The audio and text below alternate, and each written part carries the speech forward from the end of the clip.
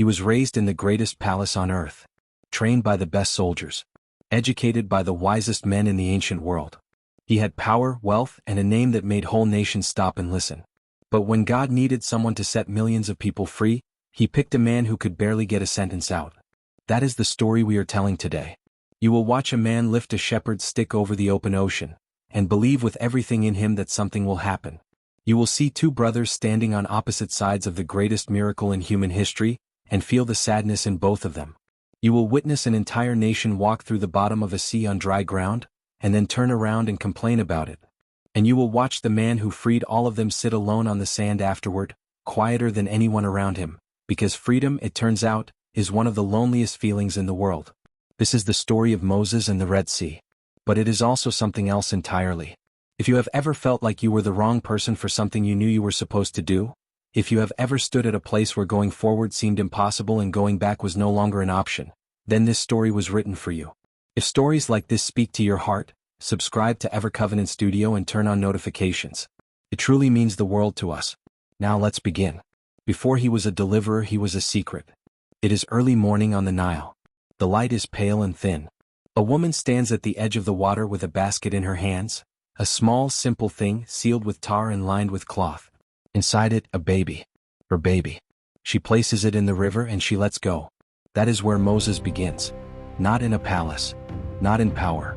In a mother's open hands and the sound of water closing over silence. He does not grow up knowing any of that. He grows up in Pharaoh's household, one of the greatest homes in the ancient world. He wears fine linen. He eats at tables covered with food. He is trained by soldiers, taught by scholars, and treated like royalty. By every measure his life is full. By every measure he should feel like he belongs. But there is a question that follows him like a shadow. It never speaks out loud. It just sits there. Why does he look different from the other princes? Why do certain men in the fields drop their eyes when he rides past? Why, when he looks at the Hebrew slaves working in the sun, does something move inside his chest that he cannot explain? One day, sent on an errand, perhaps, or simply wandering further than he should, Moses walks into the slave quarters for the first time. The smell hits him first. Mud and sweat and worn-out bodies. Then the sounds. Then the faces. And something in him goes very still. Because he recognizes them. Not by name. Not by memory. But in the way a person recognizes something they have always known but never let themselves look at directly. These people's faces carry something that his face carries too. He can see it. He cannot unsee it. An old woman notices him standing there. She looks at him for a long moment, not with anger, not with hope, but with a quiet, tired pity. Like she has known this moment was coming for a long time. She does not say a word. She does not need to. Moses walks back to the palace. He tells himself it means nothing. He is a prince of Egypt. He has everything a man could want. Whatever that feeling was, whatever that look from the old woman meant, it does not belong in his world. He folds the question up, puts it somewhere deep, and goes back to his life. But a buried question does not die. It waits. The question he buried did not stay buried for long. One afternoon, Moses is outside the palace walls, close to the place where Hebrew slaves work under the open sun. The heat is heavy. The dust is thick. And then he hears it. The sound of a whip. The sound of a man crying out. An Egyptian overseer is beating a Hebrew slave. Not for any serious reason. Just because he can. Just because that is how things work in Egypt, and nobody stops it and nobody looks twice. Moses stops. Something rises in his chest. Slow at first, then fast, then impossible to hold back. It is not a plan. It is not a decision. It is something older than both of those things. He looks to the left. He looks to the right. There is no one watching. And he kills the overseer.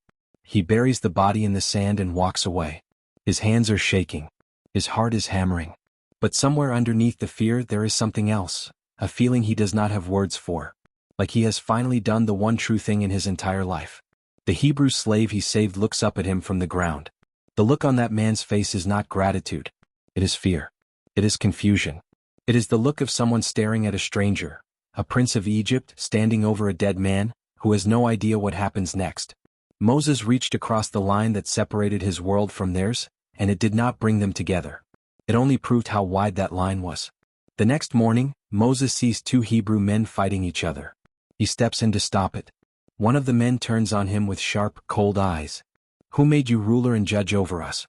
Are you going to kill us like you killed that Egyptian?" The words land like a stone, not because they are unfair, because they are true. Moses is not their leader. He was not chosen by them. He is a prince of Egypt who killed a man and buried him in the sand, and now he is standing in their space like he belongs there. He does not belong there. And he no longer belongs in the palace either. Pharaoh hears about the killing. The order goes out. Moses has to run. So he runs. Out of Egypt. Into the open desert. Away from the palace, away from the slaves, away from everything that once had his name on it. He runs from the law, yes. But he is also running from something the law cannot touch. The sound of that man's voice. You are not one of us. You never were. He has no country now. He is not Egyptian. He is not Hebrew. He is a man between two worlds, with nothing left but the desert in front of him and the dust rising behind him.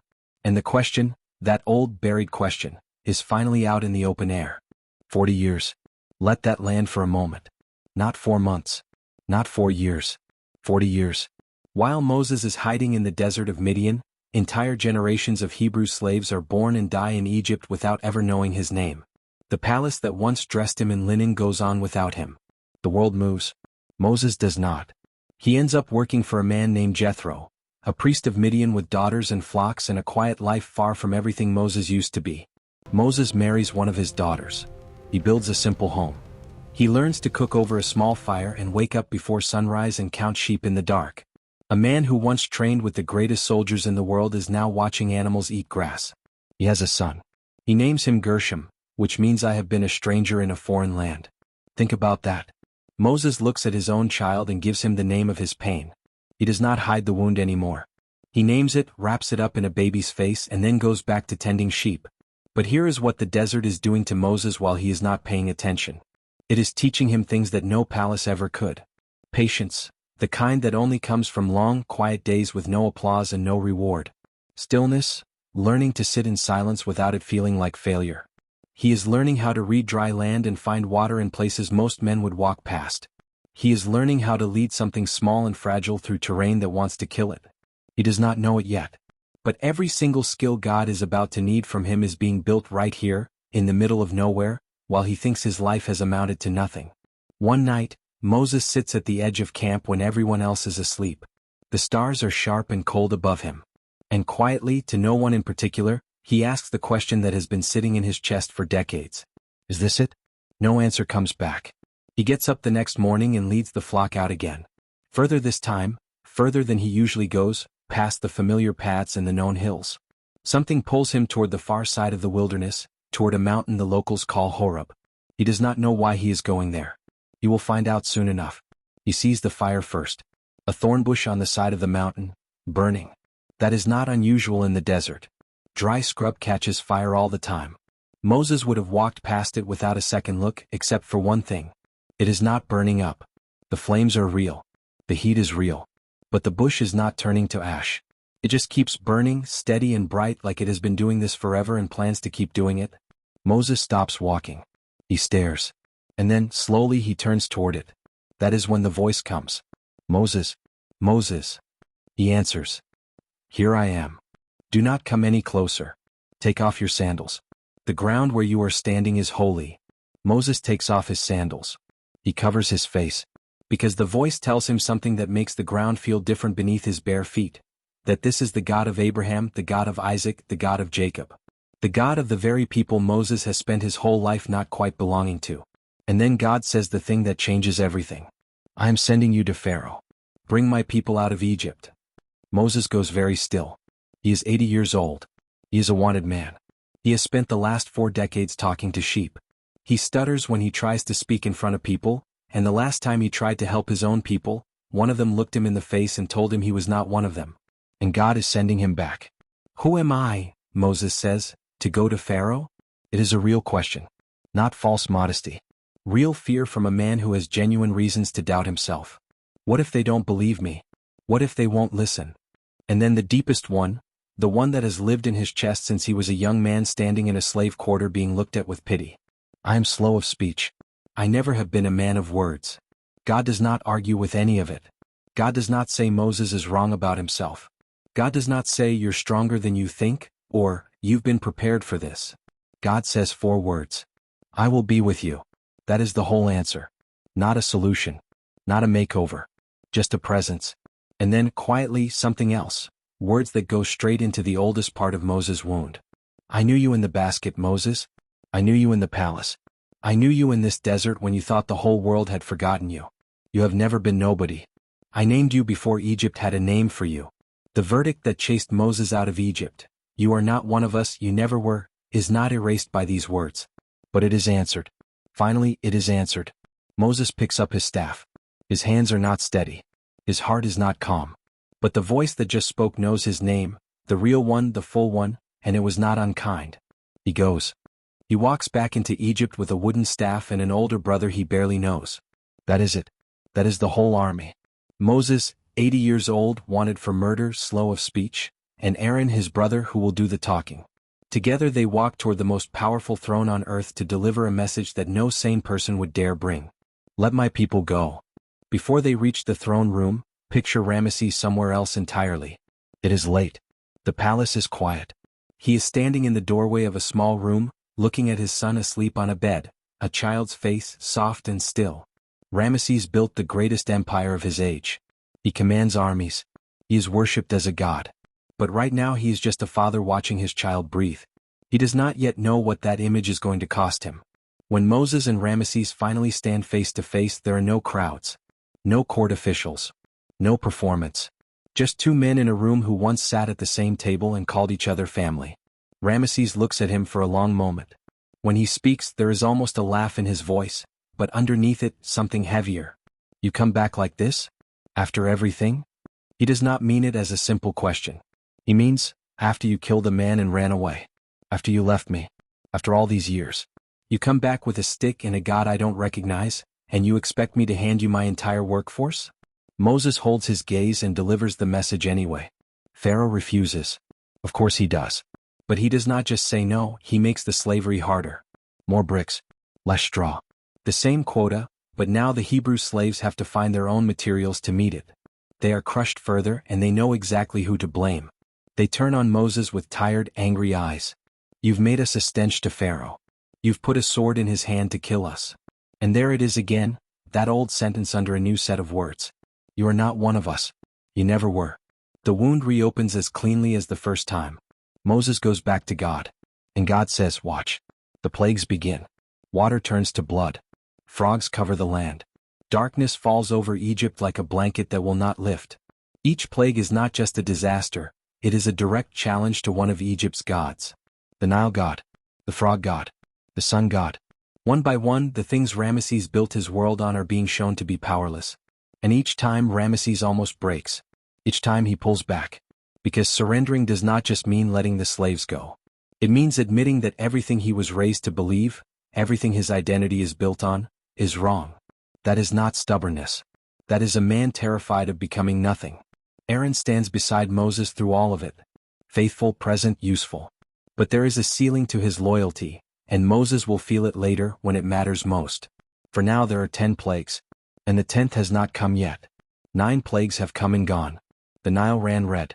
The land crawled with frogs and then flies and then locusts. Hail fell from a sky that had never seen hail. Darkness covered Egypt for 3 days, a darkness so thick that people could feel it on their skin. And after every single one, Pharaoh said no. Now it is the night before the 10th plague. The last one. Moses is alone in the dark. He knows what is coming. He was the one who delivered the warning. He stood in front of Pharaoh and said the words out loud, that before morning, every firstborn son in Egypt would be gone. From the palace to the poorest home. Every one of them. He said it. He meant it. He believed it was God's word and not his own. But now it is night. The city is quiet. Somewhere out there, children are asleep in their beds. Small faces, slow breathing, no idea what the darkness is carrying toward them. Moses does not pray beautifully right now. He does not stand with his hands raised and his face full of holy confidence. He sits on the ground. And he breathes. In and out. Just breathes. Because this is the part of the calling that nobody tells you about. The part where doing the right thing and doing the painful thing are exactly the same thing. The part where freedom and grief arrive together in the same dark hour and you cannot have one without the other. He does not ask God to change the plan. He already knows God will not. He does not ask for a sign or a feeling of peace. There is only silence. The instructions have already been given. The Passover lamb has been killed. The blood is painted on the doorposts of every Hebrew home, a mark that says, "Death, pass over this house." The people are inside. They are dressed and ready to move. The bread did not even have time to rise. There is nothing left for Moses to decide. Only to wait. At some point he stands up. Not because he feels strong. Not because the grief has lifted or the weight has gone somewhere easier. He stands up because sitting on the ground will not protect a single person on the other side of that door. He picks up the staff. He does not feel ready. That is no longer the point. They walked out of Egypt with bread that had not finished rising. Hundreds of thousands of people, men, women, children, elderly, flocks, everything they owned, moving in one long, unsteady line away from the only home most of them had ever known. Behind them, the sound of Egypt weeping. Ahead of them, open desert and a God they were still learning to trust. For a few days it feels like victory. Then they look back and see the dust. Pharaoh has changed his mind. Of course he has. The grief of that final plague has not made him softer, it has made him dangerous. He has sent his full army. Chariots, horses, soldiers trained to move fast across open ground. And the people of Israel are not soldiers. They are brickmakers. They are farmers. They are families carrying children on their backs and trying not to trip. And in front of them, the sea. The water stretches from one edge of the horizon to the other. There is no way around it. There is no boat. There is no bridge. There is nothing. The people turn on Moses with voices shaking between fear and fury. "Was it because there were no graves in Egypt that you brought us out here to die? What have you done to us?" Moses stands at the edge of the water. He is 80 years old. He is holding a shepherd's staff, a piece of wood worn smooth from years of tending other people's animals. Behind him, an army. In front of him, the sea. Around him, a people who have run out of faith and are now running on panic. He cannot fight those chariots. He cannot part water with his own hands. He has no plan, no strategy, no backup. Yes, nothing. And in that nothing, something finally lets go inside him. The last piece of self-reliance. The last part that was still trying to be enough on its own. "I'm not enough. I was never enough." He raises the staff over the water. Not because he is certain. Because there is nowhere else to go but forward. The wind comes first, a strong east wind that hits so hard the people have to lean into it. Then the water begins to move. Not slowly. It pulls back, left and right, like curtains being drawn open by an invisible hand. The ground beneath appears, dry, solid, firm. The water stands up on both sides, walls of it, dark and enormous and completely still. And the people walk through the bottom of the sea. Between walls of water tall enough to swallow them whole. In the dark. On dry ground. They make it to the other side. The Egyptian army follows, chariots and horses rushing into the same path. And then the water returns. All of it. At once. The sound is beyond describing. Moses stands on the far shore and watches. He does not raise his fists. He does not shout. He watches the water settle back into itself, smooth and calm and final, and he feels the grief move through him like a slow wave. Somewhere in that water are men who grew up in the same city as him. Somewhere in that water is everything Egypt was. The Israelites around him break into singing. It is loud and full and rising. Moses sits down in the sand. Just sits. The song goes on without him. The singing eventually fades. The people find places to sit and rest on the far shore. Fires are lit. Children fall asleep. And Moses stays where he is, alone at the edge of the water, looking out at a sea that is calm again as if nothing happened. There is no mother's voice here. No one handing him anything. No burning bush, no thunder, no clear next instruction. Just the sound of water moving gently against the sand, and a man sitting with the full weight of everything that just happened. But something is different now. Something that has been unresolved since the very beginning of his life has finally, quietly settled. The question that followed him out of the palace, "Who am I?" has been answered. Not by Egypt, which gave him a name and then took it back. Not by Israel, which never fully accepted him. But by the voice that spoke from the fire on an ordinary mountain on an ordinary day. The voice that knew him before any of those other names existed. That question is no longer open. The story of Moses at the Red Sea leaves us with truths we cannot look away from.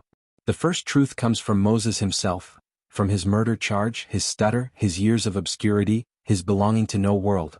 When God needed someone to part a sea and free a nation, he did not go looking for the most polished, most powerful, most prepared person available. He went looking for the one who understood, from the inside, what it meant to be trapped with no way out. Your greatest wound may be the precise thing that makes you the right person for what God has placed in front of you. The second truth comes from Ramesses. Pride does not always show up loud and aggressive. Sometimes it shows up as a quiet refusal to be wrong, because being wrong would cost a person everything they have built their life on. Watch out for the moments when holding your position feels less painful than losing your identity. That is the most dangerous kind of pride. It destroys people slowly from the inside.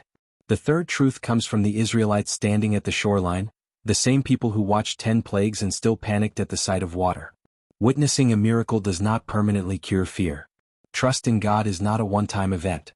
It is rebuilt, moment by moment, choice by choice, every time a new sea appears in front of you. And the fourth truth, this one is for you directly. If you are standing right now between something that feels impossible and something that is closing in behind you, if you feel completely unready, unsupported, and honestly unsure whether you are the right person for any of this, you are standing in the exact place where God does His clearest work. Not after the fear leaves. Not once you feel more prepared. No, as you are. Pick up your staff. Take the step. One last thought. Moses led his people out of physical chains through a physical sea. Centuries later, one greater than Moses came, not to lead people out of one empire, but out of the deepest bondage any human being can face. The Red Sea was always pointing forward. It was always a picture of something more. If this story moved something in you today, share it with someone who is standing at their own sea right now. Someone who needs to be reminded that the water can move. Subscribe to Ever Covenant Studio and turn on notifications so you never miss a story like this one. Leave a comment and tell us in the comments section. Which Bible story should we tell next?